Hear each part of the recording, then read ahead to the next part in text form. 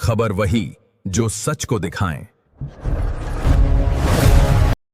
चोरी झाली होती तेव्हा तुम्ही कुठे होते? मी कळमेश्वरला होतो, लग्नाला गेलो. हे तेव्हा माहिती नव्हतं तुम्हाला? सकाळी 7 वाजता. ते घरी आल्यानंतर मग काय काय म्हणजे काही मुद्देमाल चोरी केला आहे का? हो, मुद्देमाल चोरी केला. काय काय केलं? 9 ग्रॅमची म्हणजे सोनं केलं हां.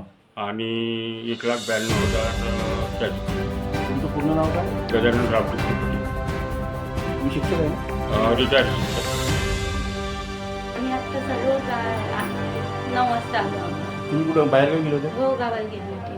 आज सकाळी माहिती पडलं. हो, सकाळी की दादांनाच माहिती पडलं. त्यांना दिसलं लॉक आहे बाबा फोडलेला फोन आला. ते चोरी केली होती अंदाज आला. आता चोरी काहीच पाहिलं नाही ना.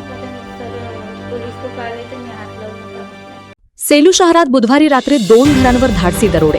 तब्बल 1,92,000 रुपयांची रोकड आणि 9 ग्रॅम सोन्याची नथ चोरट्यांनी लंपास केल्याने संपूर्ण शहरात खळबळ उडाली आहे. नागरिकांमध्ये भीतीचे वातावरण. सर्वप्रथम शहरातील गजानन रामकृष्ण फटिंग यांच्या घरावर चोरट्यांनी धाड टाकली. घराचे कुलूप तोडून आत प्रवेश करत चोरट्यांनी 1,92,000ची रोकड आणि 9 ग्रॅम वजनाची सोन्याची नथ लंपास केली. या घटनेची माहिती मिळताच पोलिसांनी तातडीने घटनास्थळी धाव घेतली. फॉरेन्सिक पथक आणि श्वान पथक यांनाही पाचारण करण्यात आले असून घटनास्थळावरील पुरावे संकलित करण्यात आले आहेत. या प्रकरणाचा पुढील तपास सुरू आहे.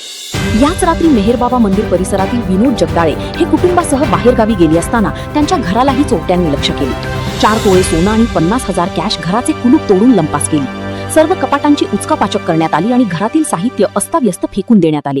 सकाळी भाडेकरूच्या लक्षात ही घटना आल्यानंतर त्यांनी घरमालक आणि पोलिसांना माहिती दिली. एका रात्री 2 घरांवर झालेल्या या धाडसी चोरीमुळे सेलू शहरात भीतीचे वातावरण पसरले आहे. नागरिकांनी शहरातील रात्रीची पोलीस गस्त वाढवावी आणि चोरट्यांचा तातडीने बंदोबस्त करावा अशी जोरदार मागणी केली आहे. मुख्य संपादक गणेश खोडके, जनता न्यूज सेलू. नमस्कार मित्रांनो, जनता न्यूज सेलूला आपले प्रेम असेच कायम ठेवा. आमचं YouTube चॅनल आत्ताच सबस्क्राईब करा आणि बेल आयकॉन दाबायला विसरू नका. धन्यवाद.